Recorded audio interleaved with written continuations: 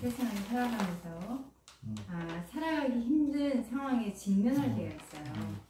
이런 상황에서 누군가 나를 도와주고 또 함께 해준다면 힘든 일을 잘 극복해낼 수 있습니다. 그런데 아무도 날 도와주지 않고 또 아무도 내 편이 되어주지 않는다면, 그래서 혼자의 힘으로만 문제를 해결해 가면서 살아야 한다면 절망을 느끼게 됩니다. 혼자서 할 수 없는 것도 누군가의 힘이 합쳐지면 할 수 없는 일도 하게 되는 경우가 많이 있습니다. 그러기에 우리가 믿음 안에서 서로 협력해서 선을 이루는 것이 중요합니다. 하나님께서 오늘 사도 바울을 통해서 우리에게 주신 말씀, 하나님께서 우리를 도우신다 인 것이에요. 때로는 우리는 나만의 힘으로 세상을 살아간다라고 여기며 무거운 짐을 지고 벅차게 그렇게 살아가는데, 하나님을 믿는 성도들은 내가 알지 못하는 가운데 또 나의 육의 눈으로는 보이지 아니할지라도 하나님의 손길이 함께하고 있다는 것을 아시기 바랍니다. 그래서 시편 118편 6절에는 이렇게 말씀하고 있어요. 여호와는 내 편이라 내가 두려워하지 아니하리니 사람이 내게 어찌할까. 여호와께서 내 편이 되사 나를 돕는 자들 중에 계시니 그러므로 나를 미워하는 자들에게 보응하시는 것을 내가 보리로다. 하나님은 내 편이십니다. 하나님께서 내 편이라 말은 언제나 하나님은 나를 돕고 계신다는 것입니다. 우리는 미처 깨닫지 못하지만 하나님은 눈동자같이 우리를 지키신다. 우리를 도우시는 의로운 손이 되어주신다고 말씀하십니다. 그러면 하나님께서 우리를 어떻게 돕고 계시는가? 우리가 오늘 읽은 본문 로마서 8장 26절부터 39절에서 찾아보도록 하겠습니다. 첫 번째는 우리를 도우신 하나님은 우리의 연약함을 도우시는 성령님이십니다. 성령님은 보혜사세요. 보혜사라는 말은 헬라어로 파라클레토스입니다. 문자적으로 도움을 베풀기 위해서 곁에서 부름을 받은, 우리 곁에 부름을 받고 함께 하시는 분이라는 뜻입니다. 되게 그 변호사나 법률 자문가가 말하는데, 성경에 대개는 그런 이제 보혜사를 변호사, 법률 자문가가 그렇게 말하는데, 성경에서는요, 위로자, 이 파라클레토스는 위로자, 중보자, 돕는 자, 상담자, 탄원자라는 의미로 사용했습니다. 뭐라고요? 위로하시는 분, 우리 대신 중보하시는 분, 우리를 도와주시는 분, 또 우리와 함께 상담해 주시는 분, 또 우리를 대신해서 탄원해 주시는 분이라는 의미입니다. 예수님께서는 십자가에서 죽임당하시고 사흘 만에 부활하셔서 그 다음에 승천하시고, 그리고 보혜사 성령님을 너에게 보내주시겠다 그렇게 말씀하셨어요. 그래서 성령님이 너희 가운데 와서 너희를 도와주신다 인 것입니다. 그랬더니 예수님께서 승천하시고 나서 성령님이 오순절날 임하셨습니다. 성령의 불로 각 사람 위에 임하셨습니다. 이때 오신 성령님은 오늘 강구하는 지금 우리에게도 오셔서 보혜사가 되어 주십니다. 보혜사 성령님은 우리에게 오셔서 첫째로 연약함을 도와주십니다. 여러분들에게 어떤 연약함이 있습니까? 어떤 도움을 받고 싶은 연약함이 있습니까? 각 사람마다 연약한 부분은 다 다릅니다. 관계에서 쉽게 상처를 받는 사람들이 있고요. 그리고 몸에 어떤 질병의 증상으로 인해서 고통받는 사람들이 있고요. 또 재정에서 어려움에서 벗어나지 못하는 그런 어려운 가운데 있는 사람들이 있습니다. 이런 각자에게 있는 연약함을 이야기해 보세요 라고 한다면 끊임없이 이야기할 수 있을 것 같습니다. 26절 한번 로마서 8장 26절 읽어볼까요? 시작. 이와 같이 성령도 우리의 연약함을 도우시나니 우리는 마땅히 기도할 바를 알지 못하나 오직 성령이 말할 수 없는 탄식으로 우리를 위하여 친히 간구하시느니라. 여기서 성령님이 우리의 연약함을 도우신다. 여기에 도우신다는 말은 다른 사람의 손을 꼭 붙잡아 준다는 뜻입니다. 우리 남편은 저랑 걸어갈 때 제가 계단을 올라갈 때 저의 손을 꼭 붙잡았습니다. 저의 연약한 다리를 붙들어주고 도와주는 거죠. 성령께서는 연약한 우리들의 손을 꼭 붙잡아 주십니다. 성령님께서 성도가 연약했을 때 또 너무 무거운 짐을 이렇게 지고 갈 때 짐을 덜어주시고 곁에서 손을 꼭 붙드시고 일으켜 세워주신다는 거예요. 우리는 우리가 그리스도의 밖에 있다면 내 힘으로 살아갈 수가 없는 그런 정말 누군가의 힘으로는 살아갈 수 없는 그런 연약한 자들이라는 것을 깨달을 때가 옵니다. 그러나 믿는 성도들이 우리가 이제 예수 그리스도를 영접한 그런 성도라면 성령님이 내 안에 계셔서 나의 연약함을 보시고 탄식하시면서 또 기도하실 때 연약함을 도우신 그런 위로도 해주시고요. 기도하는 가운데 빛의 에너지가 우리 안에 성령님이 들어오셨기 때문에 어려운 상황들을 이겨낼 수 있는 에너지, 힘이, 파워가 있는 것입니다. 그런데 성령님이 우리 도우시는 일 중에 가장 중요한 일은요. 여러 가지 성령께서 우리를 도와주시고 연약함을 도와주시는데 그 중에 가장 중요한 일은 우리가 마땅히 기도할 바를 알지 못할 때, 그러니까 내가 너무 힘든데 어떻게 무엇을 위해서 기도해야 되는지 그런 것조차 알 수가 없을 때 우리를 위해서 말을 할 수 없는 탄식으로 그럴 때가 있어요. 우리는 이렇게 한숨만 나올 때가 있거든요. 그런 때일조차라도 함께 그 탄식으로 우리를 위해서 친히 간구해 주십니다. 성령께서 이렇게 성도들을 편에 서셔서 성도들이 아직 의식도 못하고 뭐가 뭔지 잘 깨닫지도 못하는 가운데서도 그 주님은 우리를 아시기 때문에 성도들을 위해 하나님께서 간구하고 계시는 거예요. 이런 면에서 기도는요, 우리 안에 계시면 기도라는 것이 우리 안에 계시면서 우리를 도와주시는 성령님의 사역입니다. 우리가 어려운 현실 속에서 탄식하면 기도하는 방법 중에 하나는요, 방언으로 기도하는 거예요. 방언은 하나님께 하는 말로 타인은 알아듣지 못하지만 영으로 하나님과 은밀한 가운데 하나님과 나와만의 소통하는 하나의 창고이기도 하고요. 또 영의 비밀을 그 방언으로 기도하면서 알 수 있게 되는 것입니다. 하나님의 교제가 아주 깊이 이루어지게 되는 것이죠. 17절 한번 읽어주시겠습니까? 마음을 살피시는 이가 성령의 생각을 아시나니 이는 성령이 하나님의 뜻대로 성도를 위하여 간구하시는 네, 그래서 하나님의 뜻대로 이것은 헬라어 카타데온 직역하면요, 하나님을 따라입니다.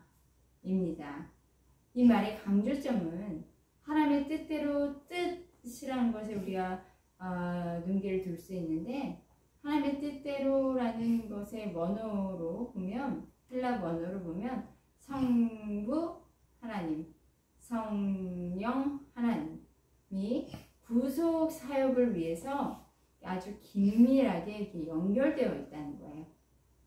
그러니까 그런 긴밀한 두 분의 관계 속에서 우리를 향한 하나님, 두 분이라고 어떻게 보면 한 분이죠. 근데 역할에 있어서 이제 우리 성부, 성자, 성령 이렇게 이야기를 하는데, 이 성령과 성령 하나님, 성부 하나님의 이 긴밀한 관계가 결국 우리를 향한 하나님의 구원 계획을 완성시키는데 두 분이 지금 간절히 기도하고 구하고 계시다는 것입니다. 하나님은 우리 창세 이전부터 우리를 계획하실 때 하나님이 전부 디자인하셨습니다. 그냥 필요하다 그냥 이렇게 이렇게 만드신 것이 아니라 그 한 사람을 창조해서 이 땅에 보내실 때는 하나님의 디자인하시는 어떤 설계 목적이 있었다는 거예요.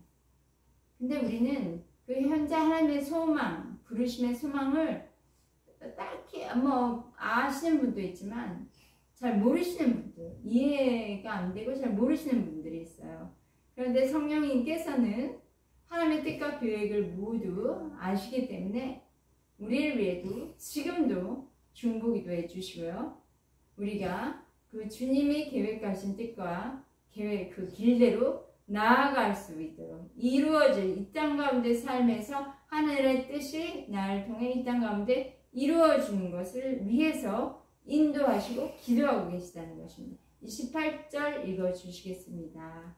우리가 알거니와 하나님을 사랑하는 자, 그 뜻대로 부르심을 입은 자들에게는 모든 것이 합력하여 선을 이루느니라. 네, 하나님을 사랑한 자, 하나님의 부르심을 입은 자, 그런 사람은 합력하여 선을 이루어주게 되는데요. 그것도 모두 성령님의 역사입니다. 헬라어로 한번 직역을 해볼까요? 합력하여 선을 이루어지다. 모든 것이 합력해서 선이 이루어지다. 이것은 모든 것이 선을 위해서 함께 지금 역사하고 있다 라는 뜻입니다. 그냥 개역개정에 모든 것이 합력하여 선을 이룬다라는 것과 조금 뉘앙스가 다르죠. 모든 것이 그 하나의 선을 위해서 함께 지금 역사한다는 겁니다. 그거는 모든 것은 무엇입니까? 만물, 온 우주 만물이겠죠. 또는 우리 가운데 나타나는 어떤 일들이겠죠. 현상들. 그것이 하나님의 선을 목표로 해서 지금 전부 협조하고 있다는 것입니다. 그렇지만 우리는 그 모든 것을 지금 현재 우리의 통찰력으로는 이해가 불가능한 부분들이 많이 있습니다. 그러니까 하나님께서 모든 만물로 하여금 하나님의 선을 위해서 지금 역사하도록 그렇게 조성하고 계신다는 거예요. 성도들만 해당하는 말이 아니라는 거죠.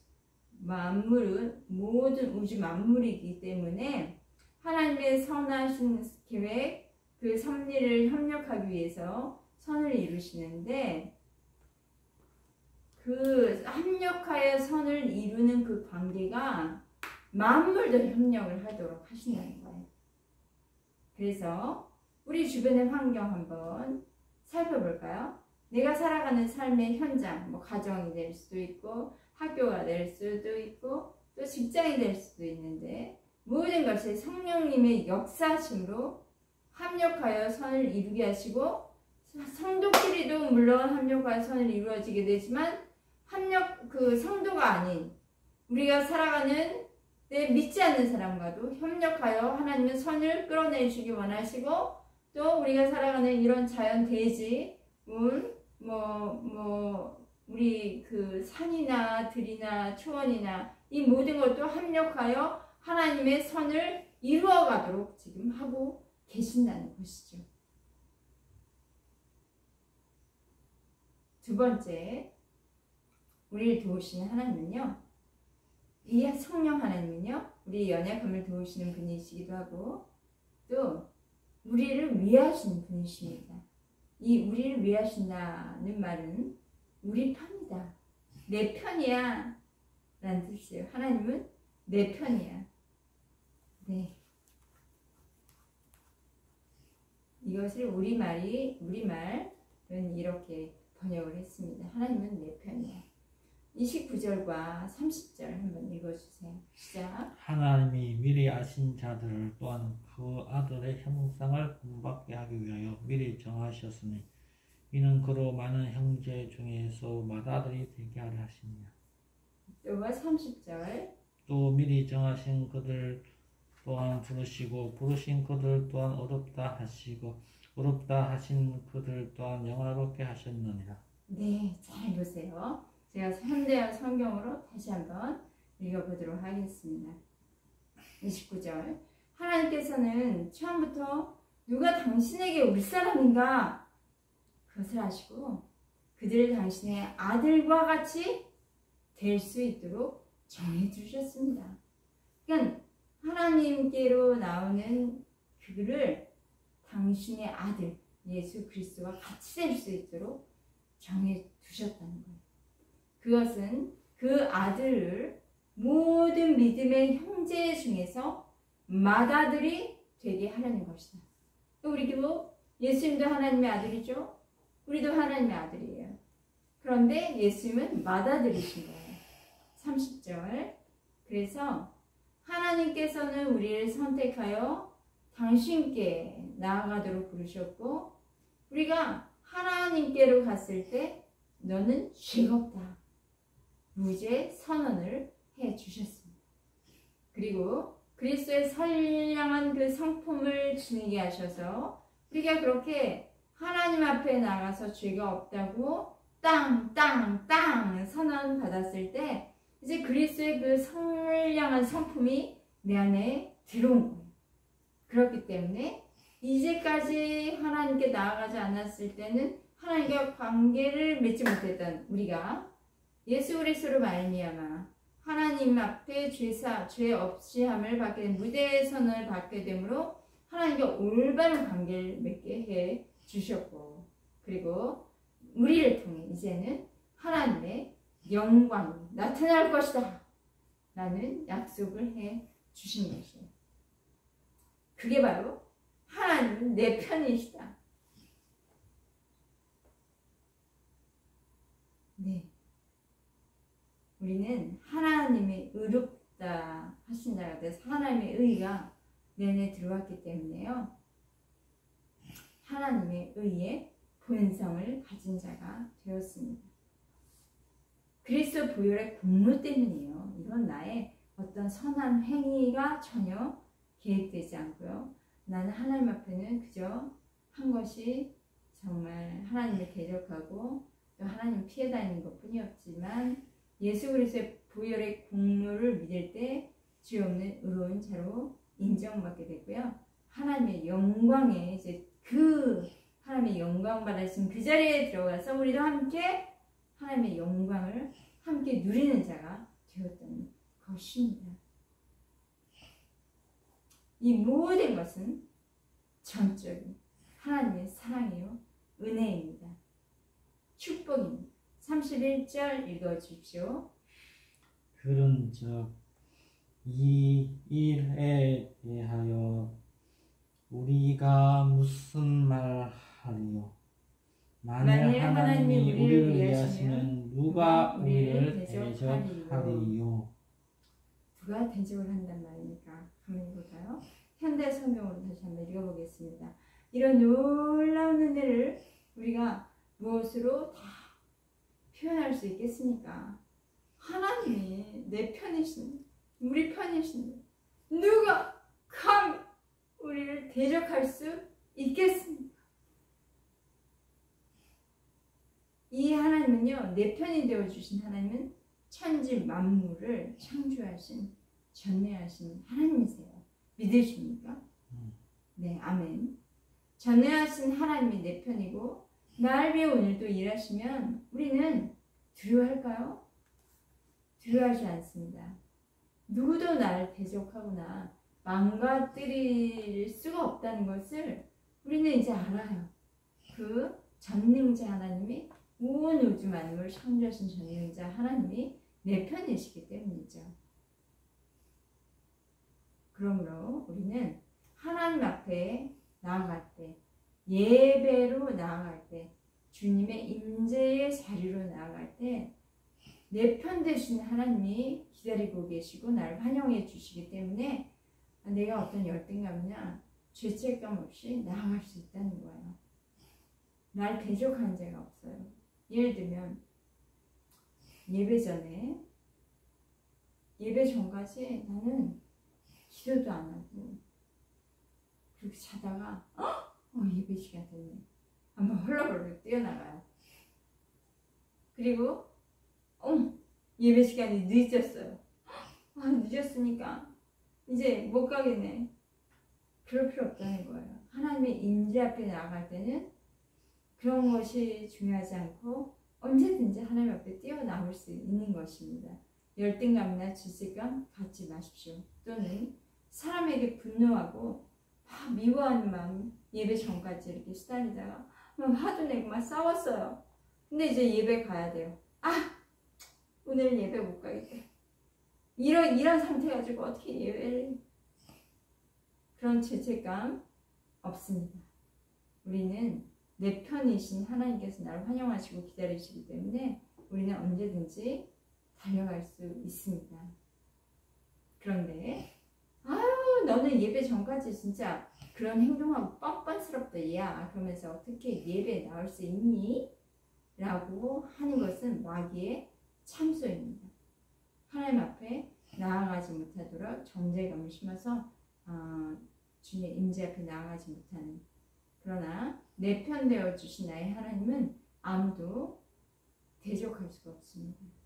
나를 대적할 수 없습니다. 하나님의 임재 앞에는 우리가 나아갈 때 이미 우리는 하나님이 인치심을 받은 의인의 권리를 가지고 있기 때문에 담대하게 주님의 임재 앞으로, 예배 앞으로, 기도 가운데로 나아갈 수 있는 것입니다. 아멘. 32절 읽어주십시오. 자기 아들을 아끼지 아니하시고 우리 모든 사람을 위하여 내주신 이가 어찌 그 아들과 함께 모든 것을 우리에게 주시지 아니하겠느냐. 네, 원어를 충실하게 번역한 성경에서는 이렇게 이야기합니다. 하나님께서 우리를 위해서 독생자 예수 그리스도도 아낌없이 다 우리 위해 내어주었는데 다른 것을 주시는 것도 아까워하시겠는가? 라는 거예요. 그러니까 하나님은 우리에게 예수 그리스도 독생자 자기 아들, 소중한 아들까지도 내어주신 바 되었기 때문에 우리에게 능력을 주셨다는 것입니다. 우리가 바르게 행동할 수 있는 능력을 주셨고요. 하나님의 뜻을 올바로 선택할 수 있는 그런 능력을 주셨습니다. 그렇기 때문에 하나님을 의지하고 하나님의 도우심을 우리가 구한다면 모든 것을 아낌없이 그 능력도 아낌없이 내어주시는 하나님이십니다. 성령님은 우리를 연약함을 도우시고 또 성령님은 내 편이 되어주시고 세 번째로 성령님은 성자 예수님이 우리를 넉넉하게 세상을 이기게 하십니다. 33절과 34절입니다. 시작. 누가 능히 하나님께서 택하신 자들을 고발하리요 어렵게 하신 이는 하나님이시니 누가 정죄하리요. 죽으실 뿐 아니라 다시 살아나신 이는 그리스도 예수니 그는 하나님 우편에 계신 자요 우리를 위하여 간구하시는 자시니라. 네, 아까 내 편이신 하나님, 그렇기 때문에 누가 나를 대적하리요. 그런 것처럼 능히 하나님께서 택하신 자들을 누가 고발하리요 라는 거죠. 아무도 나를 정죄할 수 없다. 우리는 율법의 정죄에서 이제 해방되었습니다. 누구 때문에? 예수 그리스도로 말미암아. 나는 율법의 종이 아니라 이제는 예수 그리스도 자녀가 된 것입니다. 그러므로 율법으로 인한 정죄를 받을 수 없는 그런 새 피조물이 되었습니다. 예수님은 우리를 정죄하시나요? 우리를 정죄하지 않으시고요. 하늘 보좌 우편에서 오늘도 우리를 위해서 기도하십니다. 35절과 36, 37절까지 읽어주십시오. 누가 우리를 그리스도의 사랑에서 끊으려 환난이나 공고나 박해나 기근이나 적신이나 위험이나 칼이랴 기록된 바 우리가 종일 주를 위하여 죽임을 당하게 되며 도살당할 양같이 여김을 받았나이다 함과 같으니라. 그러나 이 모든 일에 우리를 사랑하시는 이로 말미암아 우리가 넉넉히 이기느니라. 네, 우리를 사랑하시는 하나님은 우리의 어떤 상황 가운데서도 넉넉히 이기게 하시되 넉넉히 이기게 하신다. 이거 아무것도 아니에요. 그러면서 그 장애물을 훌떡 뛰어넘을 수 있는 능력을 주십니다. 우리를 그리스도의 사랑, 이러한 우리에게 그 하나님의 사랑으로 말미암는 건데요. 그 사랑에서 또 하나님과의 어떤 밀접한 관계에서 떨어지게 만드는 끊임없는 그런 시도들이 있어요. 그 세상은 하나님의 지배하시지만 아직은 사탄이 역사하는, 세상을 아직은 역사하고 또 하나님의 사람들을 하나님으로부터 떨어뜨리려는 그런 괴계를 지금 펼치고 있는데요. 그런 사탄은 우리에게 환난이나 공고, 박해나 기근, 적신이라는 것은 헐벗는 일이에요. 헐벗게 되는 거, 위험이나 칼 같은 것을 이용해서 믿음을 포기하게 하고 하나님의 사랑을 멀어지게 하려는 그 괴계가 있지만 사단이 왜 그런 일을 할까요? 사단은 이런 거죠. 요한복음 10장 10절에 도적이 와서 도우지라는 것은 죽이며 멸망시키는 것이다. 사단이 하는 일이 바로 하나님의 양들, 하나님의 생명을 가진 자들을 도둑질하여서 멸망시키고 죽이려는 것입니다. 하나님과 떨어지게 되면 사람은 하나님의 생명을 잃게 되니까 멸망하게 되는 것이죠. 그러나 우리는 그 우리를 사랑하신 주님으로 인해서 그 사탄의 어떤 유혹과 시험에도 넉넉히 승리할 수가 있는 것입니다. 우리를 위해서 십자가 지시고 부활하신 그 주님의 이름이, 그의 권세, 이름의 권세가 우리에게 있습니다. 부활 생명이, 그 주님의 이름이 하늘과 땅을 움직이는 권세가 있는데 그 권세가 우리에게 이제 주어진 것입니다. 우리는 하나님의 자녀, 사랑하는 자녀이기 때문이죠.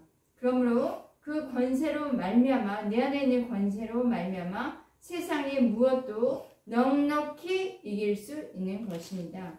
38절과 39절 읽어주실까요?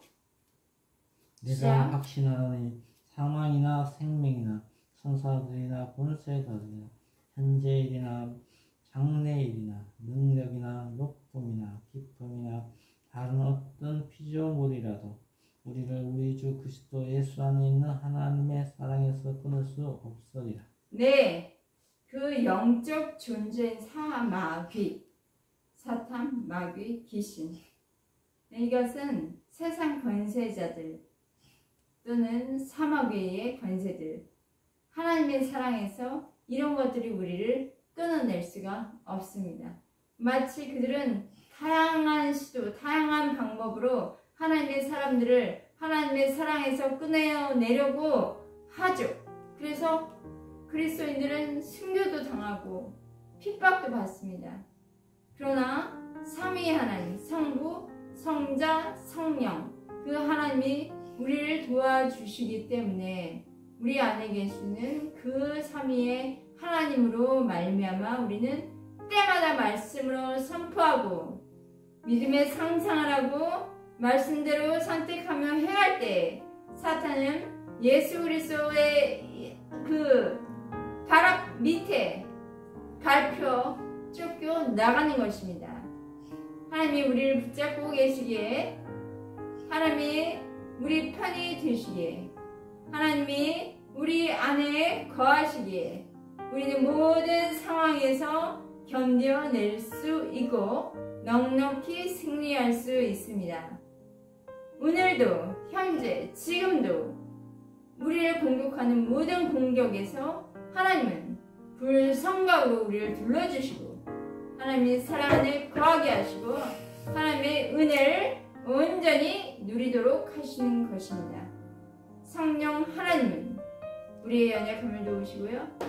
성부 하나님은 우리의 편이 되어주시고요. 성자 예수는 부활의 권능으로 넉넉히 우리를 이기도록 도와주십니다. 이 삼위일체의 하나님의 도우심 속에서 날마다 승리하시는, 그래서 복된 삶을 사시는 저와 여러분 되시기를 주님의 이름으로 축복하며 기도합니다. 아멘. 할렐루야. 할렐루야.